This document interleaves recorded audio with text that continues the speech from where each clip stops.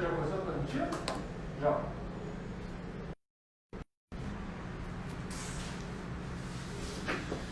Salve, Luiz! Tudo bem? Rafael, Pedro, uma alegria tê-los todos aqui. Robinson, amigos fraternos, estamos aí hoje com um tema diferente do direito penal que normalmente tem nos ocupado. Hoje vamos tratar de direito do consumidor. Pergunto para o Robson, para a Bárbara se me ouvem bem.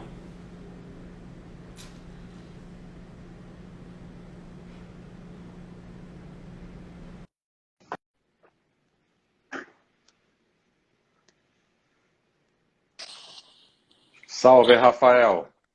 Salve, Marlos. Como é que você tá? Tudo bem? Graças a Deus, tudo bem, rapaz. Uma alegria enorme recebê-lo aí no meio dessa pandemia. Hoje, Uma grande hoje honra vamos... estar aqui com você. Obrigado, alegria toda minha. E hoje nós vamos pela primeira vez, você é o nosso primeiro convidado. Já vão aí quase um ano do nosso programa semanal, quarta-feira às 5 horas. Maravilhoso. O nosso primeiro convidado que não tratará de direito penal. Olha aí. E as pessoas estão me perguntando muito o que aconteceu. Eu falei, não, Rafael tem grandes causos, grandes histórias, e o direito do consumidor acaba sempre aparecendo nas nossas conversas. Grande Otaviano, foco, vamos embora, isso aí. O direito do consumidor apareceu muito quando nós fizemos uma live de direito penal médico, direito penal hospitalar, com meu amigo Álvaro Borges, chamou muita atenção. Eu lembro. Então, dá um abraço forte no André Ribeiro, de Porto Alegre, em todos que estão nos ouvindo. E pedir, Rafael, primeiro para você se apresentar. Quem é Rafael Madi? Quantos anos você advoga? Que área que você atua? Como é que é o teu escritório? Faz uma apresentação para a turma te conhecer aí. Vamos lá, então. Bom, primeiramente eu vou dizer aqui que é uma grande honra estar aqui com você. Marlos é um grande amigo e eu estou muito nervoso. É a minha primeira live, né? Te falei isso. Viva! Não fiz nenhuma até agora e já começar já com o Marlos como interlocutor é maravilhoso. Eu estava brincando hoje com o meu sócio, falei para ele que hoje é que nem entrar em campo com a camisa do Flamengo, né? Primeira divisão. Para quem me conhece sabe o quanto isso me emociona. Para quem não sabe, o Rafael, para se autodefinir, bastaria dizer que ele é flamenguista. Está mais do que suficiente. Está mais do que suficiente. Então, vocês veem a importância aí do tema. Então, bom, vamos me apresentar um pouco. Eu sou Rafael Furtado, sou advogado desde 2001. Né? Eu trabalho... Como estagiário, eu já comecei a trabalhar um pouco nessa área do direito empresarial, muito ligado ao direito do consumidor também. Eu trabalhava num banco de uma grande montadora e ali eu comecei a me apaixonar até pelo tema. Saindo dali também, acabei trabalhando em outros escritórios que também tratavam do direito empresarial, nunca do outro lado da mesa. E em 2004, por aí, eu já abri meu escritório e também parti para esse lado. Estamos até hoje aí na área do direito empresarial, com a Furtado Soria Advogados. Eu e meu sócio desde lá até hoje. E a gente sempre atua nessa área. Então é uma área que me agrada muito, eu acho ela muito importante. Eu vou discorrer um pouco aqui sobre alguns assuntos, sobre a origem do direito do consumidor, mas en passant, porque não é o tema principal hoje, sobre a importância do Código do Consumidor, sobre a presença do direito do consumidor no judiciário, que é muito grande. Hoje eu até tentei estudar um pouquinho sobre os crimes contra o consumidor, para ver se eu falava alguma coisa, mas eu falei, vamos falar do que eu sei primeiro, depois a gente trata isso em outra live, em outro momento. Legal. Então, é um tema que eu acho que é importante. Muito se discute se o direito do consumidor não deveria ser dado na escola até, porque ele importa para todo mundo é consumidor, né? Todo mundo é fornecedor, mas todo mundo também é consumidor. Poucos são fornecedores, na verdade, todos são consumidores. Se você pega um avião, você é um consumidor, se você compra um celular, você é um consumidor. Então, é um tema bastante interessante, realmente. E, Rafael, os advogados na área do direito do consumidor, eles, via de regra, defendem o consumidor, sempre o consumidor, ou apenas o demandado, ou ora estão num lado, ora estão no outro. Como é que se posiciona o mercado? Porque nós sabemos que no direito do trabalho, em especial, nós temos advogados especialistas em reclamante, outros advogados especialistas em reclamado, causas médicas também, a gente tem advogados especialistas em defender os médicos e os hospitais, outros que só entram com demandas contra. Como é que funciona no direito do consumidor isso? Então, o direito consumidor, a princípio, segue muito essa regra, até do direito trabalhista. Se você é um advogado empresarial, você particularmente vai ficar mais disposto a defender sempre o demandado, né? Mas, claro, talvez 90% dos advogados hoje trabalhem para o consumidor, né? Eles entram pelo demandante. Não são tantos advogados que defendem empresas, até porque a gama de consumidores é muito maior do que a gama de fornecedores. Sim. Então, vai por aí. Eu acho que hoje, eu, por exemplo, atuo na área para o demandado, sempre. Ou seja, você via de regra não está do lado do consumidor. Via de regra você está no assunto, você está do lado do empresário, por assim dizer. Do lado do empresário. Né? Claro, tem situações em que a gente acaba atuando, talvez no outro lado, mas com toda a ética e nunca contra nenhum cliente nosso, né? Por óbvio. Lógico.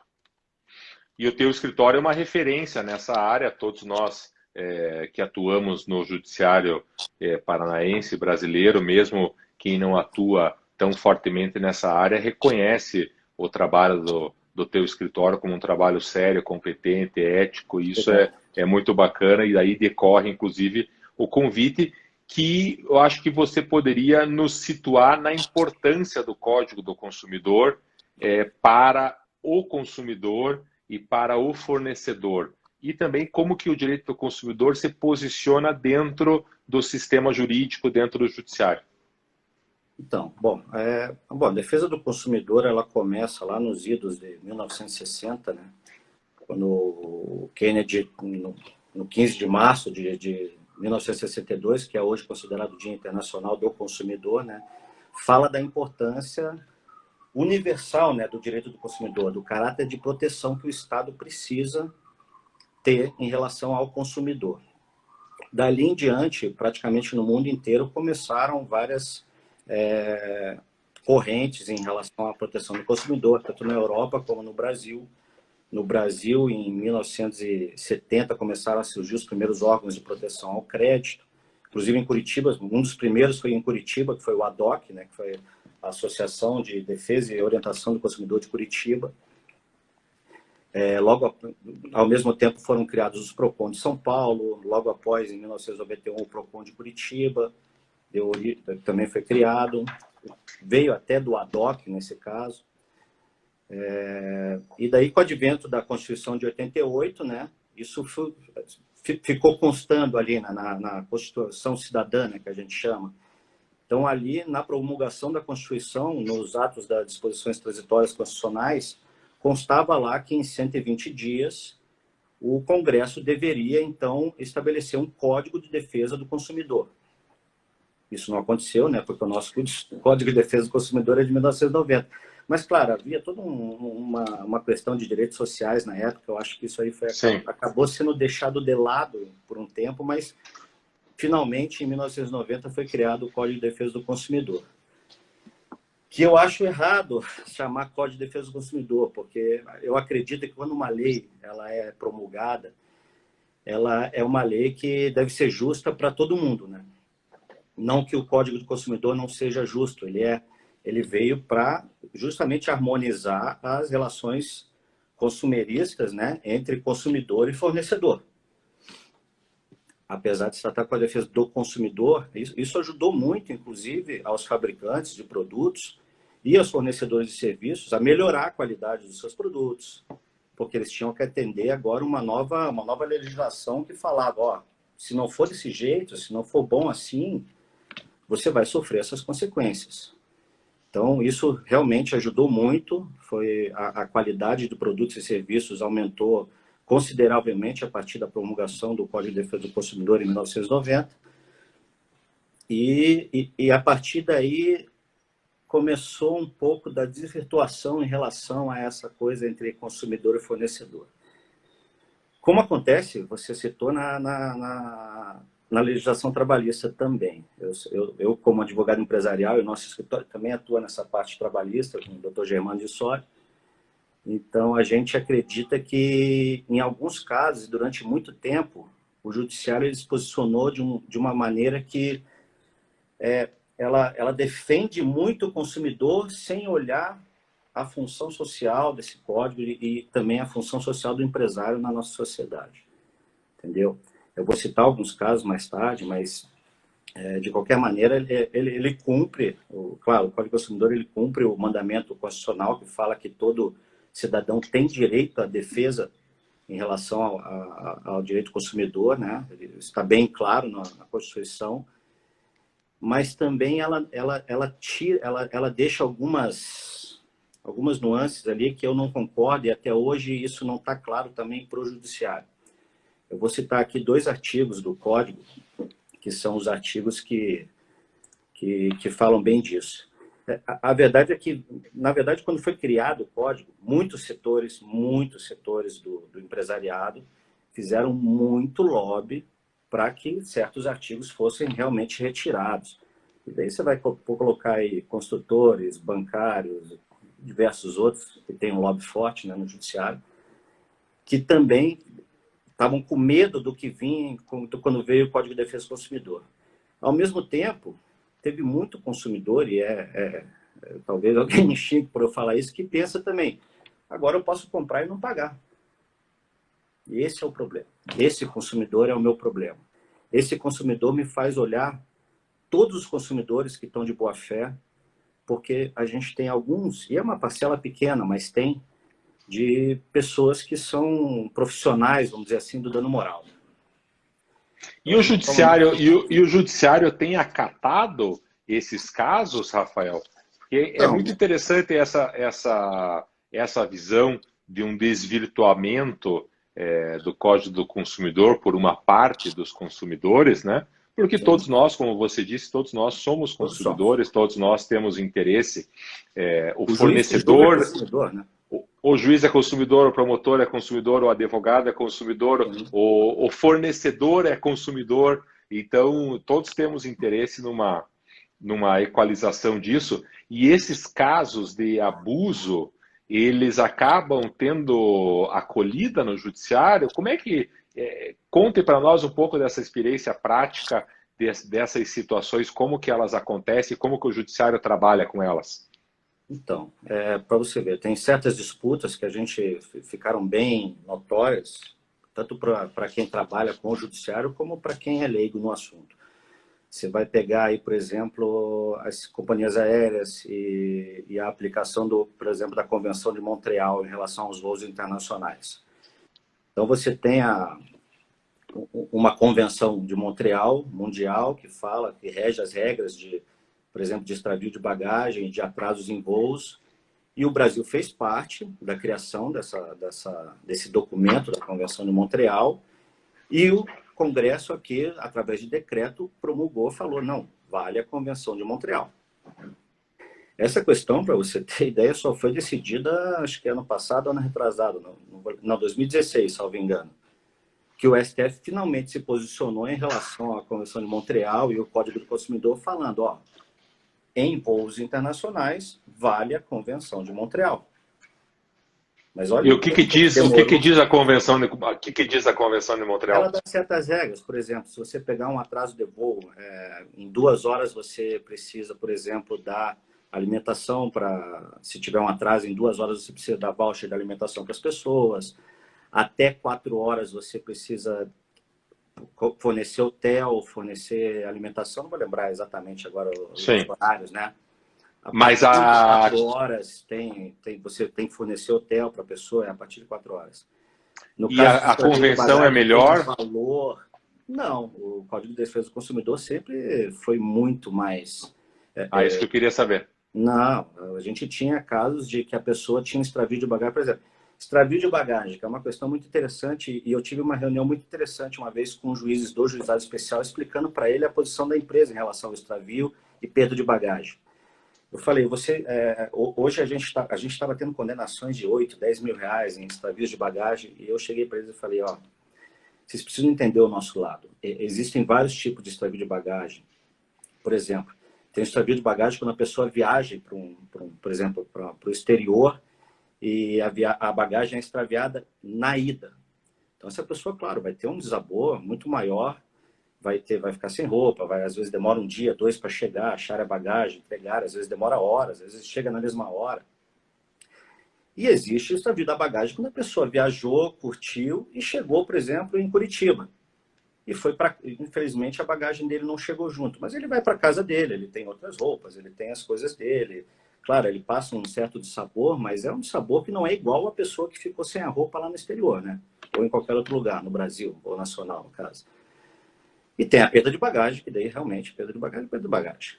Não tem na ida ou na volta. Claro, na ida é pior, na volta também é ruim. Às vezes na volta é pior, porque às vezes as pessoas compram coisas e perdem a bagagem, tudo bem. Então, eu expliquei para eles, falei assim, vocês têm que diferenciar esses casos. Não é extraviou a bagagem, condenação de 10 mil reais. Não, extraviou aonde? Extraviou na ida? Extraviou na volta? Ele recebeu essa bagagem no dia seguinte já, estava tudo lá, ninguém mexeu, não estava violada, não tinha nenhum estrago. Teve perda de bagagem, foi na ida, foi na volta. Então, tudo isso deveria pesar para você dar uma condenação ou não, né? No caso eu acho que no extravio de bagagem, por exemplo, a pessoa chega em Curitiba, demora um dia para chegar a bagagem dela, tudo bem. Que dissabor essa pessoa sentiu? É isso que é subjetivo, claro, né? Cada pessoa vai ter um sabor, tem pessoas que podem ficar desesperadas, tem pessoas que falam, não, amanhã chega, não tem problema. Então, tudo isso são questões que demoraram para ser decididas, e eu explicando para ele, eu falei assim, cada condenação dessa, ela encarece a sua passagem. Porque o judiciário, o passivo judicial, vamos dizer assim, ele está na conta, né? De qualquer empresa, e de qualquer serviço, de qualquer produto. O passivo judicial, quando você contrata um escritório, paga lá não sei quanto para ele defender você, isso aí está na conta de qualquer empresa. Então tem que ser medido sim pelo judiciário.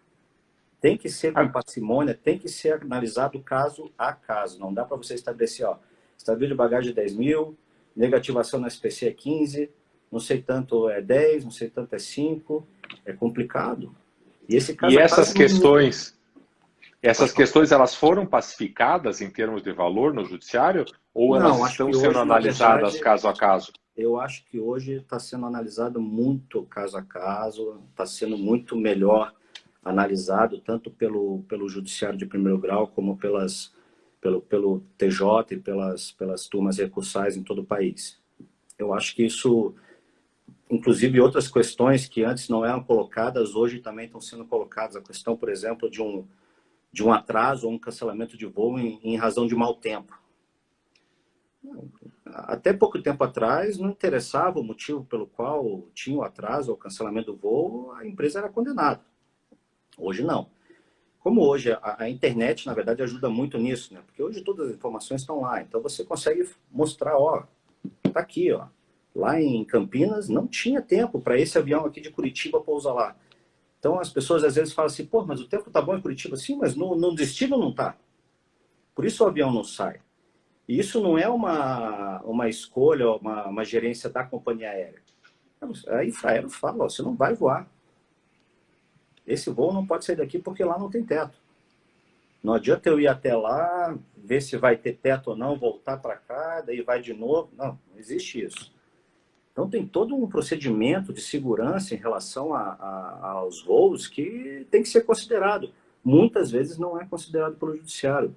E muitas vezes a gente consegue explicar isso para o juiz, mas numa audiência ou até num despacho, coisa parecida. Já que a gente está falando de companhias aéreas, as companhias aéreas fazem acordos nos processos? Rafael? Fazem muito acordo. Fazem muito acordo. E que critérios elas usam? Que critério elas usam para estabelecer uma proposta de acordo? Em que patamar a gente está tratando? Perda de bagagem. Você faz um acordo, você vai lá e vai fazer um acordo. Um atraso de voo com menos de 4 horas. Muito difícil você fazer um acordo num atraso de voo de menos de 4 horas. Um atraso de voo um pouco mais demorado, a pessoa perdeu ou não conseguiu um cancelamento de voo, que a pessoa perdeu um compromisso importante. Nesses casos aí, claro, vem propostas de acordo. Mas tem muitos casos, por exemplo, de atrasos de meia hora, que a pessoa entra com ação. E o que acontece? O que eu penso daí, né? Não sei se todos pensam assim. Quando você tem um voo para fazer, então você vai pegar um voo, você tem um compromisso, uma audiência, vamos dizer assim, em Manaus, no dia 15, amanhã. Você vai pegar um voo amanhã, Marcos? Você vai pegar um voo por exemplo, o voo dura 3 horas. Você vai pegar um voo às 10 horas da manhã para uma audiência às 2 horas da tarde? Uma pessoa que tem o mínimo de discernimento não vai fazer esse voo. Ela vai pegar um voo no dia anterior, vai ficar no hotel e vai no seu compromisso no dia seguinte com toda a calma. Porque o que acontece? Voos atrasam, não dependem da companhia aérea muitas vezes. Às vezes é uma manutenção que não é programada da aeronave, a Infraero fala, não, tem que fazer. Muitas vezes é um mau tempo no destino, mau tempo na origem. Então tem uma greve, como aconteceu em 2006, uma greve de controladores de voo, que foi o caos da aviação aérea no Brasil. Então você tem diversos motivos pelos quais um voo... Às vezes o que acontece? Às vezes o aeroporto tem 1, 2 finger, ou então uma pista. Pega o aeroporto de Cascavel. Você tem um voo que atrasou da companhia aérea X. Esse voo que atrasou da companhia aérea X, a hora que ele chegar, ele vai atrasar todos os outros voos. Entendeu? Então, existem diversos motivos pelos quais pode acontecer um atraso de voo, até mesmo um cancelamento de voo. E eu acho que o judiciário deveria levar isso mais em consideração. Hoje não leva.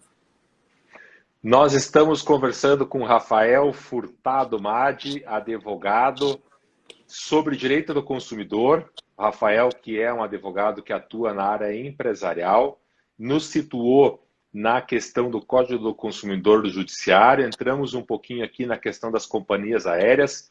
Quem está nos acompanhando, está curtindo, clica no aviãozinho aqui embaixo, dispara o aviãozinho para os amigos, avisando os amigos. Aurélio Peluso, nosso grande torcedor do Fluminense, rival do Flamengo, do Rafael, ainda não chegou. Ele disse que estaria ao vivo, não vi ele entrando ainda, Rafael. Depois ele vai levar falta na live de hoje. E depois, quem gostou pode compartilhar, vai ficar disponível no IGTV do Instagram, também ficará disponível no IGTV, no canal do YouTube do escritório Arnes de Oliveira e Andreas. E, Rafael, por que eu não sei nem se a função é esta, mas o PROCON não poderia ter uma atuação de resolver boa parte dessas demandas antes do judiciário? Ou não há interesse, ou resolve? Como é que o PROCON se situa nesse... Porque o PROCON é um órgão importantíssimo. Como é que ele se situa nesse cenário de Código do Consumidor?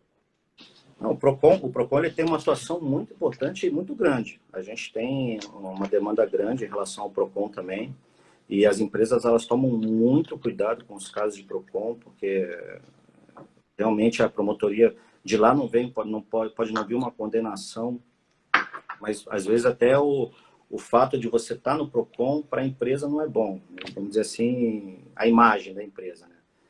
Então o PROCON ele tem uma atuação muito forte, mas claro, a escolha de quem vai para cada lugar é do consumidor, né? Então tem muitos consumidores que procuram primeiro o PROCON e tentam resolver a questão lá. E lá não tem a questão de dano moral, é mais a restituição de valores, ou mesmo até uma explicação da empresa do porquê aquilo acontece ou não acontece. Muitas vezes a gente resolveu o caso no PROCON que a gente simplesmente só chegou lá e explicou o que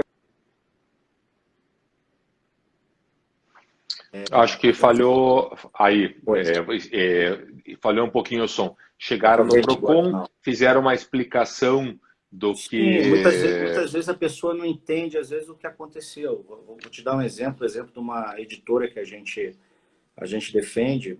Por exemplo, a pessoa vai lá, faz uma assinatura de uma revista em 12 vezes, isso vem no cartão dela, ou se arrepende, ou fala que não contratou, aí a questão, pelo motivo pelo qual a pessoa está lá, não vem ao caso. Uhum. Mas, por exemplo, às vezes ela pede o cancelamento. Como é que é feito o cancelamento? A empresa vai lá, deposita, vamos dizer assim, né? Devolve o valor no cartão integral e continua cobrando as parcelas. Por exemplo, ela fez em 12 parcelas de R$ 100, então ela pagou duas parcelas, R$ 200. Eu fui lá e depositei no cartão dela 1.200. Ela vai continuar pagando aquelas parcelas como se fosse um empréstimo sem juros, vamos dizer assim. Ela ganhou 1.200 ali, vai ser descontado no valor da parcela dela. E às vezes a pessoa não vê isso.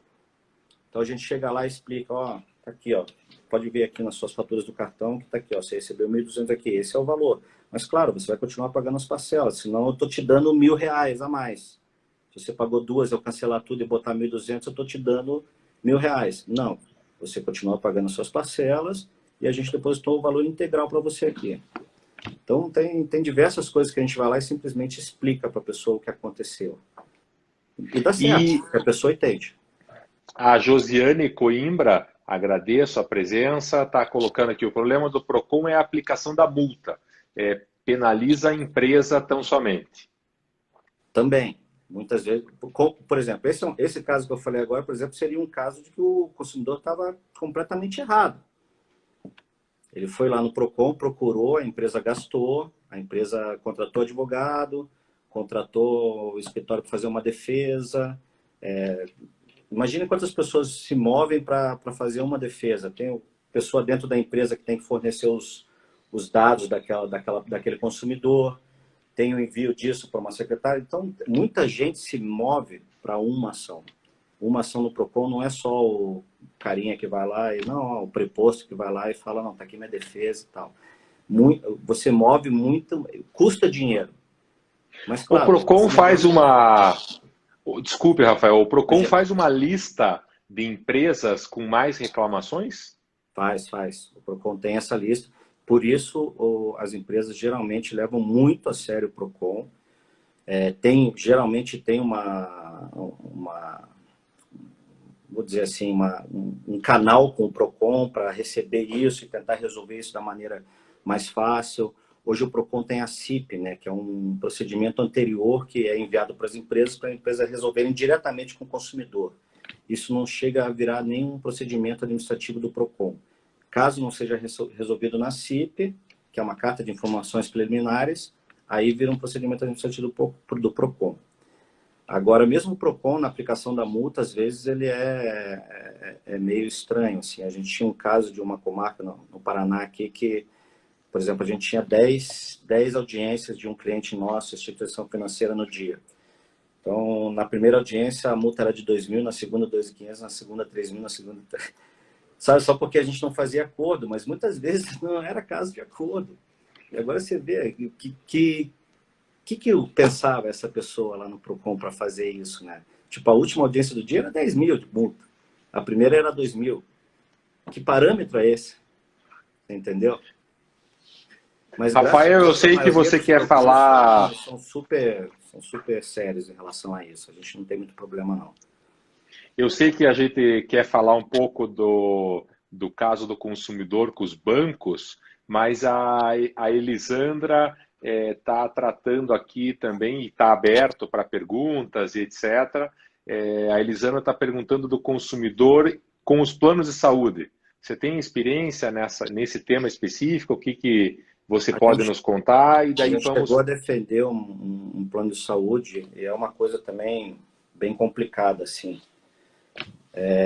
Hoje, o rol de procedimentos de um plano de saúde ele está previsto lá na ANS. Você pega lá, você tem um rol de produtos que a empresa é obrigada a fornecer e tem que fornecer. Aí você vai pegar casos de diversas montas, procedimentos que não são cobertos. Por exemplo, a pessoa vai botar uma prótese. Aí o plano ele fornece a prótese tal, que custa R$ 7.000. Mas ele quer colocar a prótese tal que custa R$ 150.000. Daí ele entra com uma ação para colocar a prótese tal, porque o médico dele falou que aquela prótese é a prótese que vai resolver o problema dele e tem que ser aquela. Se não for aquela, ele vai ter que voltar lá daqui a um ano. Mas a gente tem laudo de que aquela prótese 7.000 funciona, né? Então a gente vai discutir isso com certeza. Tem casos de medicamentos de câncer, a gente conhece, e daí não é só os planos de saúde que sofrem não, né? Que respondem a esse tipo de ação. O Estado, os entes públicos também respondem, né? Casos de tratamentos de câncer que às vezes custam 1 milhão e meio por mês. Então, o plano ele não glosa tudo. Agora, por exemplo, na pandemia, muita gente fazendo teste de farmácia vai lá e pede o reembolso desse teste de farmácia para o plano de saúde. O plano de saúde não reembolsa. Se não tiver um pedido médico, se não tiver os sintomas, se não passou por uma triagem. Então, não adianta você simplesmente ir na farmácia, fazer um teste de farmácia e depois mandar a nota para o plano. Ele não vai reembolsar isso. Entendeu? E essa norma está toda prevista, se deve ressarcir ou não, no Código do Consumidor também? A norma... então, no Código do Consumidor, não, né? O Código do Consumidor é bem amplo, né? Ele é uma norma ampla. Eu ia até falar, então, falando agora do Código do Consumidor em si. Você pega lá no artigo 18, por exemplo, que os fornecedores de produtos duráveis ou não duráveis respondem solidariamente. Isso é um caso que a gente lida todo dia no judiciário. Por exemplo, uma pessoa hoje pode comprar um celular, vamos dizer que a pessoa vai comprar um celular. Então, ela vai comprar um celular Motorola na Casas Bahia, na loja virtual das Casas Bahia, dentro do Mercado Livre, vai pagar com um cartão Visa através do PayPal. Então, hoje, você pega que, de acordo com o artigo 18, você pode pegar toda essa cadeia de fornecedores, colocar no polo passivo da ação, ou, pior, você pode escolher um deles. O que eu acho mais absurdo, você pode escolher um deles e colocar no polo da ação. Então, por exemplo, a pessoa comprou um celular Motorola, depois de 4 meses deu um defeito lá no celular. A lógica para um advogado empresarial fala: vou processar a Motorola, ou seja, qual for a empresa, a fabricante, que é o que diz o artigo 13 do Código do Consumidor, que, ao meu ver, é mal feito. Ele fala lá que o comerciante ele é igualmente responsável nos termos do artigo e tal, quando o fabricante, ou o importador, ou o consultor, ou o produtor não puder ser identificado. Só que nesse caso você tem a identificação do fabricante. Se é um defeito de fabricação, procure o fabricante. Hoje a pessoa vai lá e, eu comprei no Mercado Livre, e processa o Mercado Livre. Aí o Mercado Livre vem e vai dizer, não, mas espera aí, eu sou parte legítima para estar no polo passivo da ação. Eu só fui o intermediário entre você e a Casas Bahia. Eu não vendi esse celular para você. Eu só dei um meio para que vocês se conhecessem. Como acontece também, e daí com uma coisa que a gente, em alguns casos a gente conseguiu a vitória, mas ainda é raro. Por exemplo, uma agência de viagens que vende uma passagem aérea. Então você vai lá e compra uma passagem aérea para Manaus. Esse voo sofre um cancelamento ou sofre um atraso. A pessoa vai lá e processa a agência de viagens. Mas a agência de viagem ela não voa. Ela não é companhia aérea. Ela não tem nenhuma ingerência sobre o que vai ocorrer ou não em relação ao voo em si. Ela só te vendeu isso. Então, qual que era a lógica? Vai atrás da empresa. Pergunta para eles por que aconteceu isso. Não adianta processar a agência de viagens. Então, muitas vezes tem casos assim que realmente esse artigo ele poderia ser um pouco mais incisivo em relação a isso. Claro, ele dá ação de regresso para essa empresa procurar os direitos dela em relação a outra empresa fornecedora. Mas isso não acontece porque as empresas são parceiras, né? Então, muitas vezes, claro, pode haver uma compensação e tudo mais, mas a verdade é que você acaba pagando pelo erro do outro. O que é um absurdo, né, no judiciário você fazer isso, né? Ao meu ver. Sim. Nós, Rafael, temos aqui um ponto bem interessante que o André Ribeiro, de Porto Alegre, quem eu sempre agradeço a presença assídua e mando um abraço fraterno para ele, para Estela, para Jana. ele nos conta que no caso da legislação, voltou no assunto do Procon um minuto, o caso da legislação do Mato Grosso, que multa em até 40 mil as empresas que não apresentam uma proposta de acordo. E o judiciário local ratificou essa legislação. Isso para mim é um absurdo jurídico, para bem dizer. Você não pode ser obrigado a chegar lá e apresentar. Às vezes o caso não cabe a proposta, isso aí vai de uma decisão que pode ser tomada pelo diretor jurídico, ou pelo departamento jurídico, ou pelo escritório que atua em relação àquela empresa, de casos que tem acordo, casos que não tem. E muitas vezes o consumidor pode não ter razão alguma. Entendeu? Pode não ter razão alguma. Hoje mesmo eu peguei um caso de uma menina que entrou com uma ação contra um cliente meu de varejo, porque o celular dela apagou alguns pixels do celular. Esse celular foi mandado para ela entrou contra a empresa de varejo, a assistência técnica e contra a fabricante, tá? Esse celular foi para a assistência técnica e foi constatado lá que o celular estava assim, ó. Estava torto, elas botam no bolso, né? Botou no bolso e entortou o celular. E por esse motivo eles falaram, ó, a garantia não vai cobrir. A garantia não vai cobrir. Então ela entrou com a ação contra os três. Agora você imagina, você chega no Procon com uma ação dessas, chega lá com um laudo dizendo da assistência técnica que ó, a garantia não cobre porque foi mau uso. Não é um defeito de fabricação, ela estragou o celular dela. E daí você não apresenta uma proposta de acordo num caso desse, você toma uma multa de até 40 mil reais. É absurdo. E veja, Rafael... Eu acho que a empresa tem o dever de ir lá e se posicionar. Lógico. Se ela não apresentar nada, claro, pô, então, nem vieram, imagina. Não, mas eu vou lá e vou explicar os meus motivos pelo qual aquele cidadão não vai receber uma proposta de acordo. Ou eu não vou resolver o problema dele ali, porque o problema não existe às vezes. Entendeu? Mandar um abraço especial para a Luísa, filha do André Ribeiro, que será advogada, tem acompanhado as lives para já ir estudando, e é bacana esse consumidor, que é uma coisa de todo dia. Do Aurélio já vou falar, porque eu quero manter ele um pouco na live, porque ele entra, ele dá oi e sai, Rafael. Depois que ele aprendeu que a gente não percebe que a pessoa sai, deixa ele lá. E eu quero entrar num ponto aqui que me chamou a atenção na tua fala, para quem está chegando agora, como é o caso do Aurélio Peluso. Nós estamos conversando com o advogado empresarial Rafael Furtado Madi sobre direito do consumidor. Se você está gostando, manda um aviãozinho que está no botão aí embaixo para todo mundo avisando.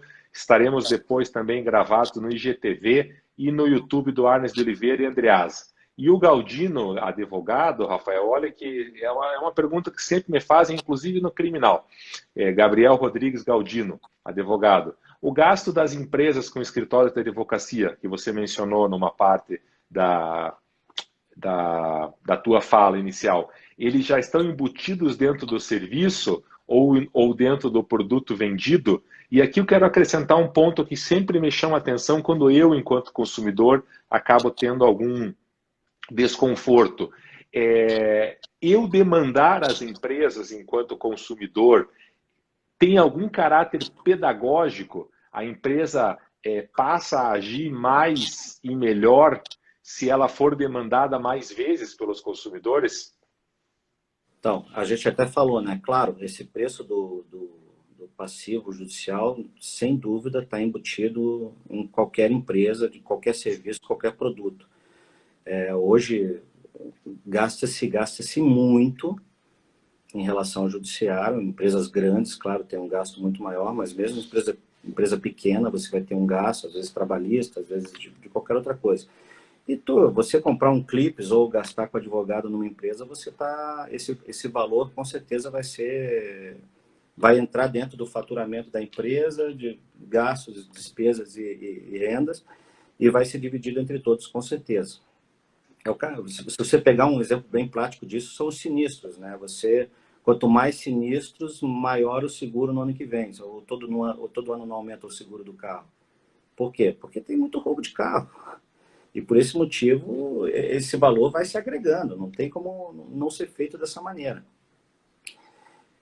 Qual que era a outra pergunta? Desculpa. Você enquanto consumidor, O caráter pedagógico. É o caráter pedagógico. Você demandar as empresas, isso chega de alguma forma à empresa através de um caráter pedagógico ou a empresa não está preocupada com isso? Porque quando a gente fala da lista do Procon, me parece que a lista do Procon tem, e eu não sou da área, todos sabem, a lista do Procon parece que ela tem um caráter pedagógico. A empresa ela vai ao Procon se explicar, nem sempre fazer o acordo, mas dar uma explicação ou fazer um acordo.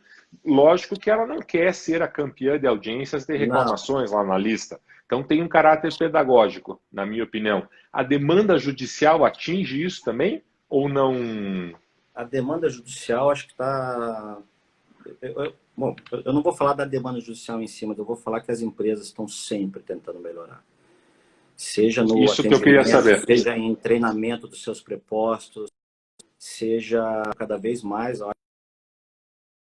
acho que nas contestações a gente tenta explicar ali, você vê, eu defendo uma companhia aérea que a gente coloca lá, que a gente é a companhia aérea mais bem conceituada do Brasil, por exemplo, num ranking mundial. Então a gente tem sim essa preocupação com a qualidade do serviço, a qualidade do produto, com o dever de informação. Eu acho que cada vez mais as empresas estão pensando nisso, também por causa da demanda judicial, porque isso custa dinheiro. Ninguém quer... Você não quer agregar esse valor ao seu produto, você quer agregar outros valores ao seu produto, e não o custo do judiciário. Então, com certeza, sim, mas, claro, não é por isso que as pessoas demandando mais uma empresa, ela vai, pelo contrário, né? Vai acabar fechando a empresa ou vai encarecer o produto, entendeu?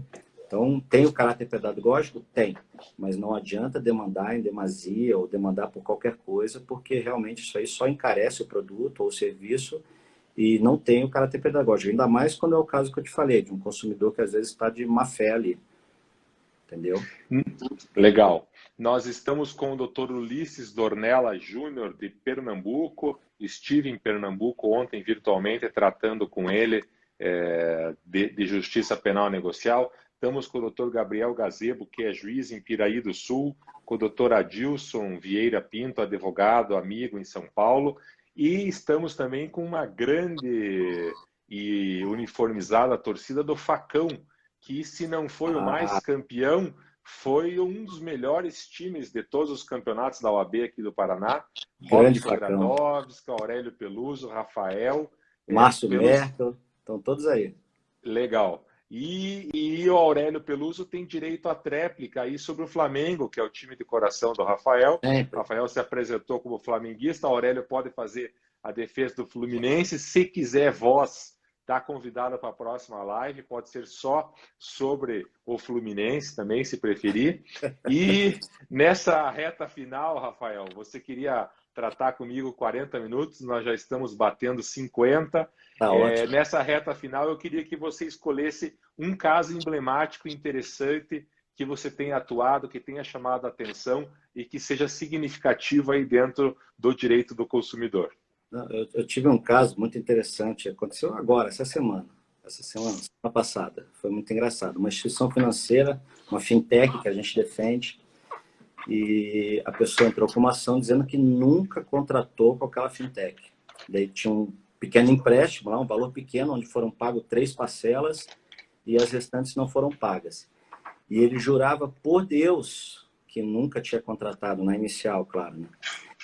E a gente juntou a contestação com a foto dele, aí uma foto dele segurando o RG dele e uma foto do RG dele, que é o que você pede quando você vai fazer um contrato via celular. Primeira pergunta que eu pergunto, é o senhor na foto da contestação? Ele falou, é.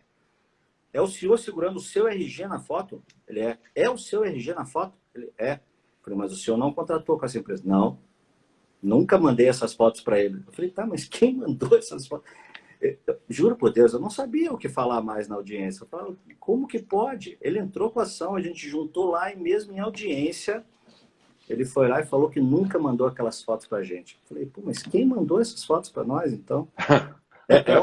É uma ação que eu estou acompanhando, porque eu preciso ver o deslinde disso, eu preciso saber, será que eles vão falar que ele realmente não contratou com a nossa cliente? Ou será que eles vão acreditar que ele nunca enviou aquelas fotos? Tá? A foto dele segurando a RG assim, é bem engraçado, porque ele juntou na contestação, né? Então é um caso que alguns casos eu fico acompanhando até o final, porque eu preciso saber o que vai ser decidido em relação a isso. Não, Olha. na verdade tem vários casos assim que a gente pega. Tinha um caso era um litigante profissional, e existem os litigantes profissionais, principalmente em direito do consumidor, que ele pegou um avião para Manaus. Eu lembro que era Manaus, eu falei de Manaus porque eu lembrei desse caso. Ele pegou um avião para Manaus, e esse avião atrasou, mas atrasou, sei lá. Não foi caso de atraso. Ele entrou com a ação porque ele disse que ele tinha uma audiência em Manaus no dia seguinte e que durante o voo, essa companhia ela tinha programa ao vivo no avião, e ele falou que não estava o programa, não estava funcionando ao vivo durante o voo, e que ele tinha que ver uma coisa que ele ia ver ao vivo ali para usar na audiência no dia seguinte. Como é que você vai apresentar uma proposta para um cidadão desse? Entendeu? Esse cara tinha mais de 200 ações no nosso escritório. Entendeu? Uma única pessoa. Uma única pessoa, contra vários clientes. Ele é um litigante profissional, era um advogado, ele vive disso, de entrar com ações contra empresas e tentando um acordo ali, outra coisa ali. E quando a gente apresentava contestação e falava que não tinha acordo, ele desistia da ação. Né? Era sempre assim. E existem muitos casos desse, Rafael? Tem vários litigantes profissionais. Teve um caso que esse também, quando eu pego o nome dele, que é um litigante profissional, como a gente atende muita empresa, quando você vai cadastrar o processo do cidadão lá no sistema do escritório, você vai, opa, já tem cadastro. Vamos dar uma olhada no que ele tem? Daí quando você vê, baixa um... Então tinha um caso de um advogado também, que entrou com uma ação contra uma cliente nossa, e ele pediu uma coisa que eu nunca tinha visto na vida: danos materiais advocatícios. Que ele falou que ele perdeu a hora dele, isso foi em 2010, ele falou que a hora dele trabalhada era X, que era bem alto, mesmo para 2010, e que ele perdeu 12 horas para fazer a cala inicial, então ele queria danos materiais contratuais, não sei como é que ele chamou na época, danos materiais advocatícios, contratuais. Então ele estava pedindo 12 horas vezes aquele X que ele falou que ele ganhava, porque foi o tempo que ele perdeu para fazer aquela inicial. Aí na audiência eu falei assim, não, o senhor perdeu quanto tempo fazer essa cirurgia? Não, eu tenho que ligar lá para a advogada que fez, eu não lembro quanto tempo ela demorou, não vou saber. Eu falei, tá, mas... Aí eu fui atrás também e vi que ele tinha 150 processos. Eu falei, nossa, 150 processos no teu nome, pessoa física. E você está pedindo aqui danos materiais, contratuais, que loucura, como é que pode isso? Litigante profissional. Então é outro também que quando surge o nome dele, a gente não faz acordo, não faz nada, não apresenta proposta, não tem como. Como também tem advogados que litigam, não para si, mas para uma gama muito grande, para milhares de clientes, que também a gente começou a pegar ações contra a companhia aérea, cliente nossa, que era atraso de 15 minutos. 15 minutos de atraso. Só que ele não botava o atraso na inicial, ele simplesmente botava que atrasou o voo. E daí a gente comprovava, porque tem como ser comprovado hoje quanto tempo um avião demora para decolar, ou se decolou, ou se foi mau tempo, tudo isso está, a informação está lá na ANAC, na Infraero, e a gente consegue comprovar, ó, esse avião atrasou 15 minutos. E daí o juiz, claro, a gente foi conversar com o juiz da comarca, e o juiz começou a dar inépcia da inicial em todas as iniciais dele, que ele não colocava o tempo que tinha atrasado o voo. Mas por quê? Porque ele ganhou muito até a gente conseguir levar isso para o judiciário e mostrar para o judiciário, olha, ele está entrando com ações aqui que não tem cabimento. Entendeu? Inclusive a dele e da esposa foi inepta também. Porque também não tinha atraso nenhum. Então acontece casos assim e a gente tem que ficar muito ligado. Então, por causa de alguns poucos, é o que eu falo, o advogado empresarial ele tem que estar ligado em todos os casos, porque às vezes tem um ou outro consumidor que tem uma má-fé, e por causa deles a gente acaba tendo que desconfiar de tudo que está sendo levantado contra a empresa. Entendeu? É mais ou menos por aí. O Galdino está contando um caso interessante do Ceará, ó, Rafael. Ele verificou uma ação em que o requerente pleiteava danos pelo fato da quentinha que ele comprava chegava com a comida fria. Então a gente vê aí uma série de fatos e eu quero encerrar O Barreto, o André, está te mandando um abraço, Obrigado, que você tem André. respeito, profissional Grande top. advogado. E eu quero encerrar dizendo a todos que hoje foi a primeira live com um tema que não tratou de direito penal, que é a minha especialidade, mas tratou de um tema muito controvertido, um tema muito interessante, que gera muito debate, que é o direito do consumidor. A gente fez questão de acompanhar e pela grande audiência foi um sucesso.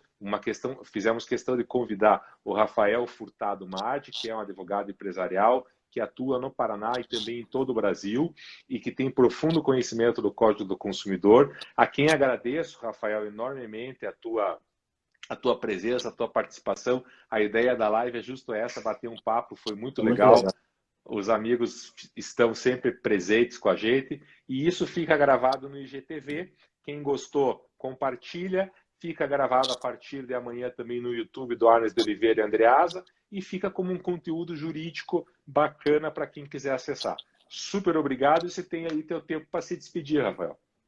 Primeiramente, quero agradecer a todos os colegas, amigos aí que entraram na live para nos assistir. Foi minha primeira live, eu gostei muito, mas tendo você como interlocutor, você sabe quando levantar a bola. É muito mais tranquilo, realmente, de fazer uma live dessa maneira. Eu estava bem nervoso antes de começar a live, mas você conseguiu me deixar bem tranquilo aí para fazer. Espero que a gente possa fazer algumas mais. Prometo que eu vou estudar os crimes contra o consumidor aí. Tem uns 10 crimes ali no código que dá para a gente falar sobre eles. A hora que outra você oportunidade. Tá bom? Agradeço muito. Não vou agradecer nome a nome, mas tem muita gente aí que entrou. Rodrigo, minha irmã, meu sócio de irmã, o André, o Márcio, o Gradovski, todo mundo aí que entrou. O Denis está aí, o Robson está aí, a família Gradovski em peso. O Aurélio, nosso grande amigo. Então, quero agradecer realmente todos aí, principalmente você, Márcio, pela oportunidade.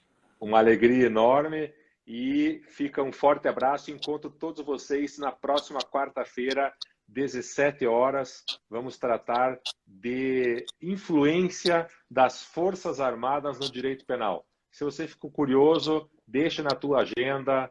Quarta que vem, 17 horas. Estamos desde março, sempre todas as quartas, 5 horas. Hoje com o Rafael Madi, Direito do Consumidor. Valeu, turma. Grande abraço. Tchau, tchau. Obrigado a todos. Tchau, tchau.